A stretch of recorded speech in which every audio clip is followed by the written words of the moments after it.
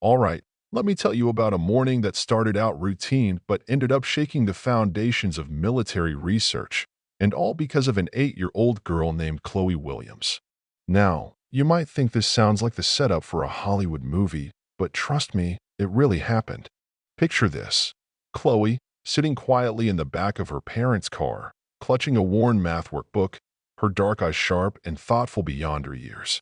Her mom, Rebecca, gives her a gentle reminder: today's just a visit to her dad's workplace. No need to show off or answer questions. Chloe nods, but her fingers trace invisible numbers on the window. She's used to thinking differently, way ahead of her age, and today, that difference was about to blow everyone's minds. Her dad, Jason, a civilian contractor, is nervously straightening his tie in the front seat. He knows Colonel Morrison, the guy running the base, has been under pressure to prove the place is top-notch. This is no ordinary family day at West Point Army Training Center, a sprawling military campus nestled against Colorado's Rocky Mountains, famous for its advanced math and cryptography work. They pull up to the gate, greeted by Sergeant Eddie Kim, a seasoned guard who notices Chloe's intense focus as she quietly flips through what looks like college-level calculus. He remarks quietly to her mom, "That's one smart kid." Rebecca smiles but can't hide the worry. Sometimes, being that smart can bring complications. Inside the base's unassuming Building C, Dr. Martinez and his team are prepping a demonstration for visiting Pentagon officials, including Colonel Bennett, known for cutting funding if projects don't deliver. The big problem on display? A cryptographic equation so complicated it had stumped the base's mathematicians for 8 months. This wasn't just any math puzzle. It was a multi-layered, classified encryption problem with 17 variables tangled across several mathematical domains. The team had thrown every resource at it, with no success. Colonel Morrison stands proudly, talking up the cutting-edge nature of their work, unaware that everything about to happen would unravel his carefully crafted presentation. Chloe, meanwhile, is quietly analyzing the problem from her spot near her parents. She's not just daydreaming. Her mind is racing through patterns and possibilities, recalling bits she's learned on her own from books and online. While the adults debate complexity and resource needs, Chloe's lips silently move, tracing the math that had eluded experts for months. Suddenly, she raises her hand, not with the childish excitement anyone might expect, but with tentative politeness. "Excuse me," she says softly, "I think there might be an error in the equation." You can imagine the silence that followed. 23 military personnel, Pentagon officials, and contractors stared at this quiet little girl challenging their months of hard work. Colonel Morrison laughs, a patronizing chuckle that instantly tells you what he thinks. "A little mathematician? Huh? Sweetie, this is grown-up work." You know, that kind of laugh that comes from decades of believing authority and experience are unchallengeable. But Morrison had no idea he was about to make the most expensive mistake of his career. Dr. Martinez, the base's lead mathematician, however, doesn't dismiss Chloe. He asks her what kind of error she thinks she sees. Chloe points to a specific variable that, she explains, causes a mathematical contradiction, making the whole system unsolvable. As Martinez runs through her reasoning on his tablet, his expression shifts from polite curiosity to alarm. The kid's right. The entire equation had a fundamental flaw. The room shifts from condescension to stunned disbelief.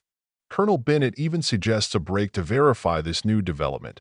Sensing this was no ordinary interruption, the revelation spreads through the room like wildfire. Chloe had solved, or rather corrected, a problem that had eluded top researchers for 8 months, and all she'd needed was 30 seconds to see what they missed. Morrison's confidence crumbles as Dr. Martinez confirms Chloe's approach wasn't just correct but elegant, simplifying the problem by recognizing structural relationships no one else had seen. Chloe wasn't just solving the problem, she was revolutionizing the whole methodology. At one point, Morrison tries to push back, saying an 8-year-old can't understand such complex things. Chloe calmly replies, "Numbers work the same way whether they're classified or not." That simple statement quietly exposes the military's bureaucratic blind spot. Complexity isn't always about who's in charge, sometimes it's about who's willing to see differently.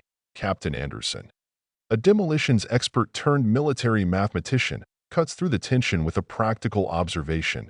If our security is so tight that we can't solve our own problems but loose enough that visitors can crack them in 30 seconds, maybe we're securing the wrong things.